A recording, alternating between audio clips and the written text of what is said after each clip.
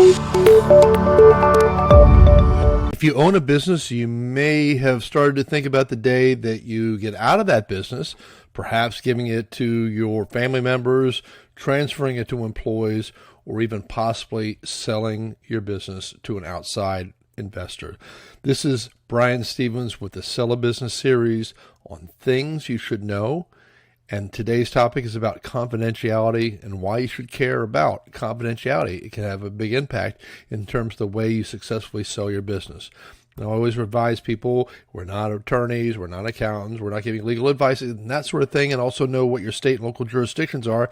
Sometimes the people that can help you have certain licenses that are required. Just make sure that they're in that right position if you get some help from outside people. And I always recommend, build a team. If you want to go fast, go alone, but if you want to go far, you want to make a lot of money, you want to do it well, go together. Okay. Anyway, why this is important, and I'm doing this series because I know a lot of people go to sell their business and they really have struggles. I know people all the time, they're saying, hey, I got a buyer, my employees, my customers, my competitor, my supplier, they're going to buy me out. And many, many times it just doesn't work out the way that they thought, or it doesn't work out at all. That's probably why this article in Forbes magazine comes out in 2016 showing business on the marketplace, 90% never sell. I think that number is a little on the high side, but if you look at Exit Planning Institute, even look at some of the data that you see on some of these websites that are trying to sell businesses and advertise businesses for sale, you're going to see it's closer to 70 or 80%, but that's still a pretty big factor number. So it's important to be prepared, do it right, and get yourself organized. Now, we're talking about confidentiality, and it's a choice. Not everybody says that they have to have confidentiality or require it. Sometimes the employees expect it, especially when people have been around for a long time and they figure at some point you got to get out of there and have some fun, enjoy all the money you've made over the years. And customers might not even care. Competitors might even want to find out about it so they could possibly buy you out. But more often than not, people are going to say, wait a second, I want to have control over the information. I don't want the world talking all about it. And so people will run ads or advertisements, or they work with brokers like ourselves and intermediaries, and they create a big marketing campaign and program, and they sell their business through that process. But the first thing we do is we run ads, and then we, when people inquire about it, we have them sign a confidentiality agreement. This is a copy of one I use here in Florida. We're part of the Business Brokers of Florida. So if you inquired about one of our listings here in Florida, and we do work outside of the state of Florida for sure, but if you did that, you'd see a form like this, and it talks about the prospect understanding the dealings, and it's handled by the broker, and the information is, to be secure and private, etc. And for the next 2 years, they can't go around the broker. But this is geared a little bit towards helping the brokers for sure, but it's also very much, telling them they can't go out and take pictures or talk to the employees or do all those type of things that sometimes buyers unintentionally, spill the beans, so to speak, on the business. Now, one of the main people that people say, well, I don't think I want them to know, are the employees. Now, keep in mind that you might have the right person in your employment that is ready to buy your business, and you may know that. They would probably be, having the right leadership skills, have some ambition, probably have saved some money up so they can buy the business and acquire it and pay for it. So if you do that, the important thing to do is to try and take that employee to the side one time in a private room and just say, hey, I was just wondering, we're thinking someday down the road, I don't know how far down the road, we're thinking of possibly selling our business or getting out. And if we were, would you be one of the people that we should talk to if we got to that point? Would you be interested? Do you have the wherewithal? What's your long-term plans? And oh, by the way, would you mind signing this confidentiality agreement? That way we can even share with you some details about how the business is performing, et cetera. We want to make sure that you also understand that's so important that we don't have this conversation outside of our office with anybody else but ourselves and you. We want to keep everything confidential. Okay? Otherwise, people will find out, and a lot of times they worry that the employers are going to find out and maybe start looking for jobs elsewhere. They get paranoid and worried. This happens sometimes it doesn't. They also might have a different level of commitment to the business and maybe not work as hard if they think that you're on the way out. So employees is one of the categories of individuals people don't want them to know. Another category are customers. Early on in the process, years ago when I got in this business, I was at a Chamber of Commerce event and met with one of the chamber members who shared the story. And it goes along somewhere along the lines that an individual had looked at buying a restaurant in the area. And they'd signed a confidentiality agreement and had been informed about confidentiality, but they also had broken English. They maybe didn't fully understand. They probably had no wrong intentions. But after meeting with the owner of the restaurant, they went to the local Chamber of Commerce because they knew that was one of the customers that the restaurant had dealt with. And they said, hey, I'm thinking about buying this restaurant. Want to get your opinion on whether it's a good investment or not. Now, the concern that the Chamber of Commerce suddenly had was that it was close to Christmas time, and they had been planning, like they had for many, many, many years, to use this restaurant to do their end-of-the-year banquet, and it was kind of a big to-do, I guess.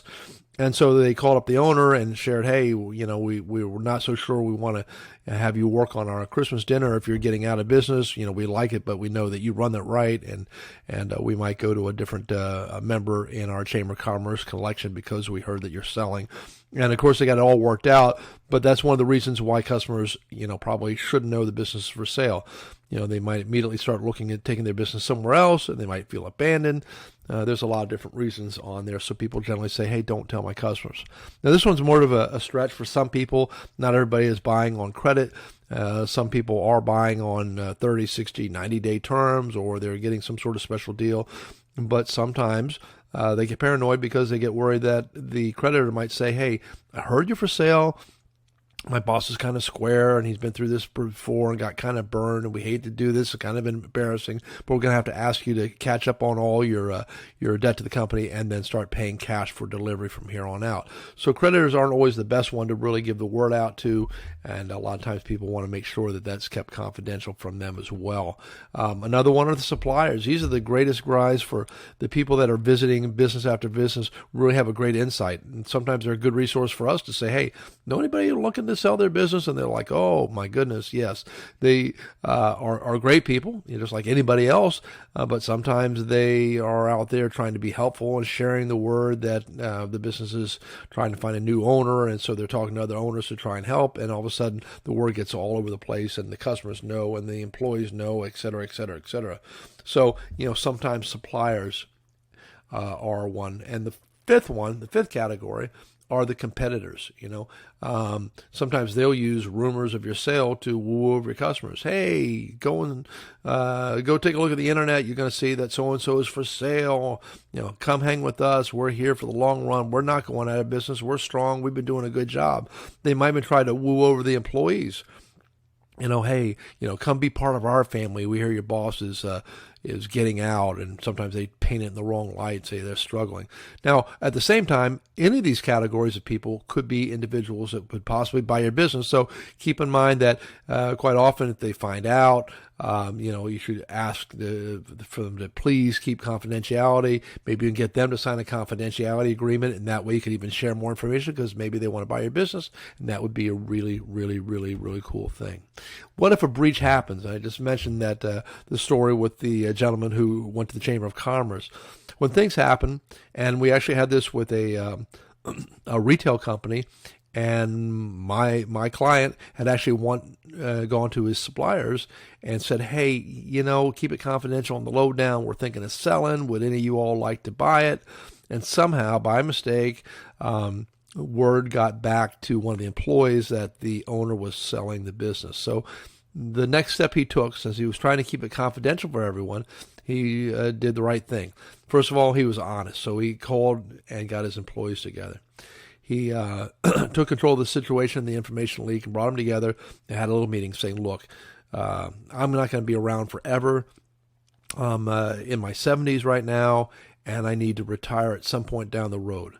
But I'm also at the process of searching for the right person to run this business. So I'm not rushing out of here. It's not like I'm sick. It's not like and we're having any challenges, except for the fact that at some point I'd like to enjoy some of the riches and go enjoy life. So, and by the way, and I put this last bullet, you see the little blue bar out there that says share, that they're more likely to be even more needed. He said to him, we need you here. You're an important part of our group, and you always have been for as long as you've been here. If you're still around, and when the new person takes over, they're probably going to need you even more. So keep in mind that you're really going to be treasured and worthwhile. So he was honest. He took control of the situation, had a meeting. He, explained that he's searching just for the right person, not just trying to flip it for some money, and explained the importance of the employees to the new owner.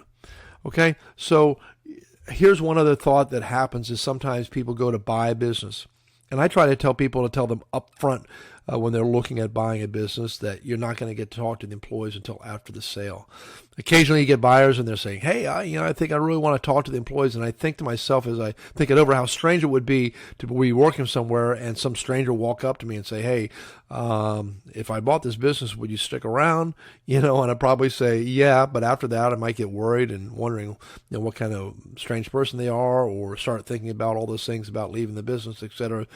And in general, we tell people to do the closing of the sale, have a meeting right afterwards, invite the employees in, and just say, hey, congratulations, I've sold my business and you all now have a really great new boss. And then let the new boss talk and say, hey, I'm excited. We're going to do some cool things. I want to hear your ideas.